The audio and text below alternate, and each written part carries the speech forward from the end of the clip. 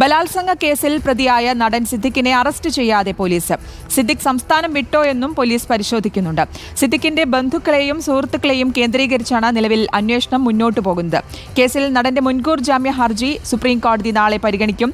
സൈഫുന്നിസ അലിയാറാണ് വിശദാംശങ്ങളുമായി ചേരുന്നത്. Good morning Saifunnisa.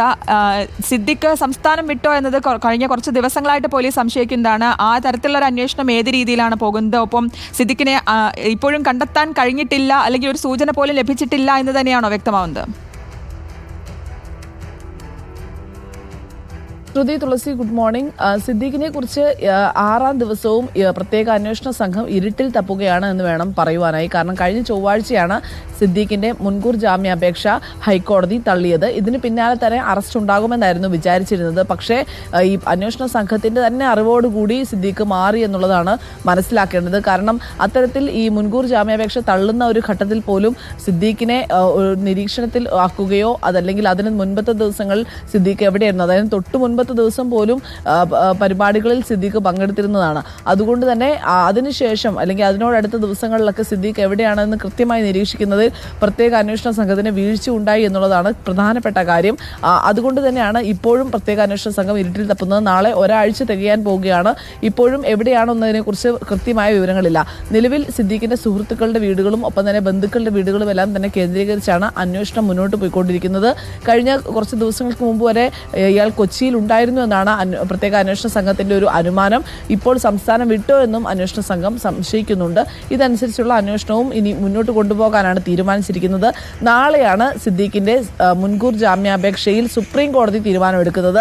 ഹൈക്കോടതി സിംഗിൾ ബെഞ്ച് മുൻകൂർ ജാമ്യാപേക്ഷ തള്ളിയതിന് പിന്നാലെ തൊട്ടടുത്ത ദിവസം തന്നെ സിദ്ദിഖ് സുപ്രീം കോടതിയെ സമീപിക്കുമെന്ന് അഭിഭാഷകൻ വ്യക്തമാക്കിയിരുന്നു.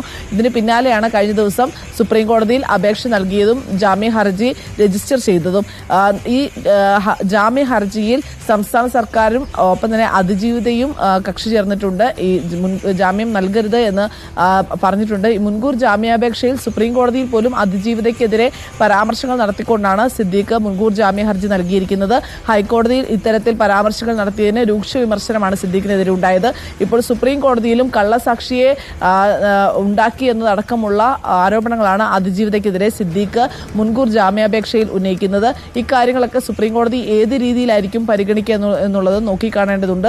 ഇനി അന്വേഷണ സംഘം നാളത്തെ ഹർജിയിൽ തീരുമാനമാകുന്നതുവരെ കാത്തിരിക്കുകയാണോ എന്നും സംശയിക്കേണ്ടതുണ്ട്. അതായത് അത്തരത്തിൽ ഒരു രീതിയിലുള്ള അന്വേഷണവും നടത്തിയിട്ടില്ല. തിരുവനന്തപുരത്ത് നിന്ന് ഒരു ടീം കൊച്ചിയിലെത്തിയിരുന്നു. അവർ കഴിഞ്ഞ ദിവസം തിരുവനന്തപുരത്തേക്ക് മടക്കി വിളിക്കുകയും ചെയ്തിരുന്നു. അതുകൊണ്ട് തന്നെ നിലവിൽ സിദ്ദിഖിനായി വ്യാപകമായൊരു അന്വേഷണം ഒന്നും നടക്കുന്നില്ല. ഇരുട്ടിൽ തപ്പുക മാത്രമാണ് ചെയ്യുന്നതെന്നാണ് മനസ്സിലാക്കാൻ സാധിക്കുന്നത്. നിലവിൽ സിദ്ദിഖിന്റെ മുൻകൂർ ജാമ്യാപേക്ഷ സുപ്രീം കോടതി പരിഗണിക്കാനിരിക്കെ ഒരു തടസ്സ ഹർജി കൂടി സുപ്രീം കോടതിയുടെ മുൻപാകെ വന്നിട്ടുണ്ട്. അത് അഭിഭാഷകൻ അജീഷ് കളത്തിലേതാണ്. ഹേമ കമ്മിറ്റി റിപ്പോർട്ടിലടക്കം കേന്ദ്ര വനിതാ കമ്മീഷന് ഹർജി നൽകിയിട്ടുള്ള, കേന്ദ്ര വനിതാ കമ്മീഷന് പരാതി നൽകിയിട്ടുള്ള ഒരു അഭിഭാഷകൻ കൂടിയാണ്. ഇയാളുടെ ഹർജിയും ഇദ്ദേഹത്തിന്റെ ഹർജിയും നാളെ പരിഗണിക്കുമെന്നാണ് അറിയുന്നത്. ശ്രുതി, ശരി, വ്യക്തമാണ്. സൈഫുന്നിസ അലിയാറാണ് വിശദാംശങ്ങൾ നൽകിയത്.